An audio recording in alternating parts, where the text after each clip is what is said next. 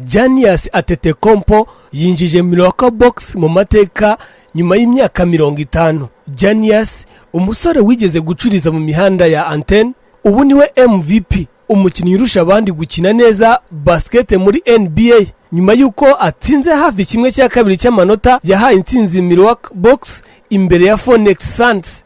Antetokounmpo yatowe ku bwiganze kuba most valuable player wa NBA playoff final nyuma yo gutsinda amanota 50 mu manota 105 batsinze Phoenix Suns. N'ubwa mbere mu kinyejana gishize Bucks yegukana igikombe cya NBA, ni nacyo cya mbere kandi kuri Antetokounmpo w'imyaka 26 na bagenzi be nka Khris Middleton, Jrue Holiday cyangwa se Bobby Portis nabo bigaragaje cyane. Bucks ibaye ikipe ya mbere yabanje gutsindwa imikino 2 yikurikiranya igahindukirana mu cyeba igatsinda imikino 4 ikurikiyeho muri NBA playoff final, aho amakipe atangurana gutsinda imikino 4. Antetokounmpo bahimba the Great Flip abaye umukinnyi wa mbere muri NBA uvuka hanze ya Amerika ubaye MVP mu mikino ya nyuma ya NBA kuva umudage Dirk Nowitzki yabikora mu mwaka wa 2011. Ashyikiriye kandi Michael Jackson nk'umukinnyi wenyine watwaye NBA MVP, Final MVP, All-Star Games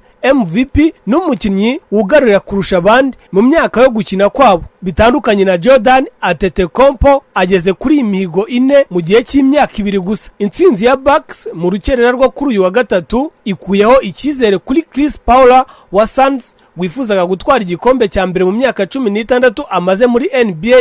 Chris Paul w'imyaka 36 yari yarigaragaje mu mikino 6 ishize no mu mukino warangiye yatsinze amanota menshi muri Suns. Paul bahimba point god cyangwa se imana y'amanota agiye kuba umukinnyi wigenga nyuma yuko amasezerano na Suns arangiye.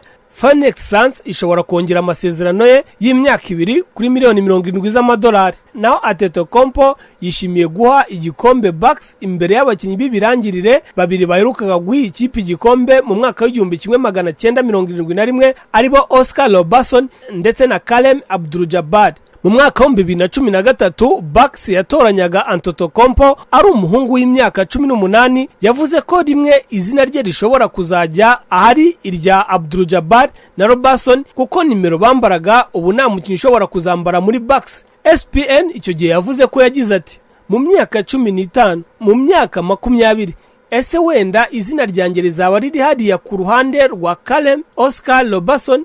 Ndizera ko ndi hariya.